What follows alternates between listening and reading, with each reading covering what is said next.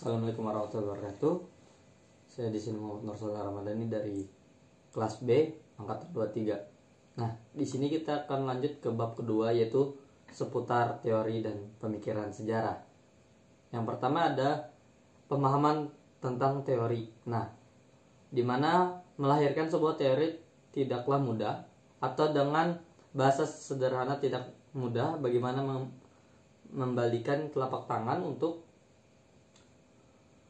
melahirkan atau menciptakan sebuah teori, apalagi dalam teori sejarah, dengan disiplin ilmu yang menunjukkan tingkat ilmiah. Menciptakan sebuah teori sangat sukar jika dibandingkan dengan hanya merumuskan suatu definisi. Kita lanjut, yaitu ruang lingkup kajian teori sejarah, di mana sejarah selalu dikaitkan dengan kaitannya berupa kejadian di masa lampau. Sejarah umumnya dikenal sebagai sebuah cerita atau cerita. Sejarah memberikan suatu keadaan yang sebetulnya terjadi, dibedakan dari dongeng-dongeng yang berbentuk cerita. Ya, kita lanjut yang kedua, yaitu ada teori-teori dalam sejarah. Yang pertama ada teori gerak sejarah. Nah, teori gerak sejarah dapat diuraikan sebagai berikut. Yang pertama ada teori gerak sejarah bagi masyarakat yang tersahaja atau masyarakat primitif. Evolusi ditentukan oleh kebudayaan, dinamisme dan animisme. Yang kedua ada namanya dalam kebudayaan ada politisme. Gerakan sejarah ditentukan oleh dewa-dewa. Yang ketiga, dalam kebudayaan monoteisme, maka gerakan sejarah ditentukan oleh Tuhan. Yang keempat, ada gerakan sejarah ditentukan oleh hukum alam, kadar atau takdir. Yang kelima, ada determinisme.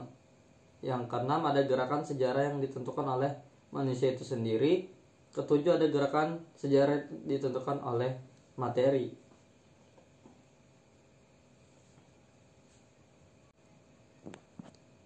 Nah, jadi ada sketsa gerakan sejarah oleh Rahman Ali. Gerakan sejarah disebabkan yaitu ada manusia dan di luar manusia. Nah, kalau manusia itu ada jiwa besar dan kahlayak. Nah, untuk di luar manusia itu ada 4. Yang pertama ada Tuhan, kedua itu ada dewa-dewa, ketiga ada kekuatan masyarakat, keempat ada nasib atau fatum.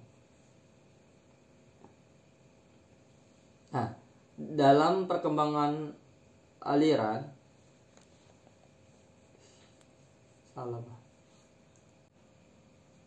terdapat 3 aliran, yaitu yang pertama ada memandang bahwa kejadian sejarah atau peristiwa sebagai ulang dari kejadian terdahulu. Yang kedua ada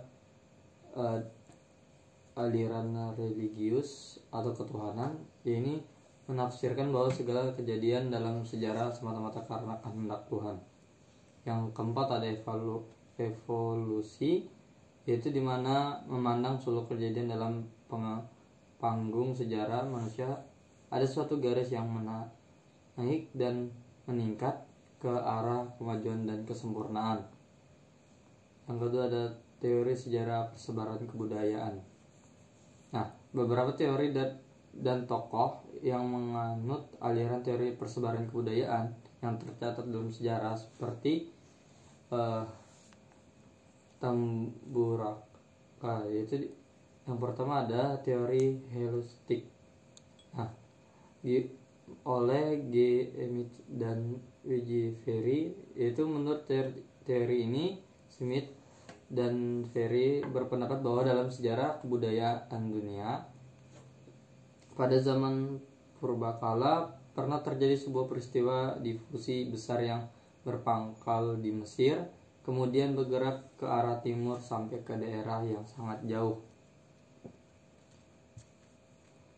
atau to the conclusion that have you as the source of half quality and quality kesimpulannya ialah Mesir adalah pusat peradaban dan kebudayaan manusia. Yang kedua ada teori Cultural Revolution oleh Vygotsky, adalah ahli para sejarah dan arkeologi. Ia mengemukakan teori yang dikenal dengan Cultural Revolution. Intinya bahwa dalam revolusi kebudayaan terjadi melalui tahapan Neolitik revolusi. Lanjut, yaitu kita ke pandangan sejarah menurut hukum Fatum. Nah, pandangan sejarah menurut hukum Fatum di Indonesia disebut cakra menggiling atau roda berputar. Manusia menurut cakra menggiling tidak dapat melepaskan diri dari cakra atau roda yang berputar terus-menerus. Itu nasib manusia telah ditentukan, bergerak naik turun sesuai gerakan irama cakram.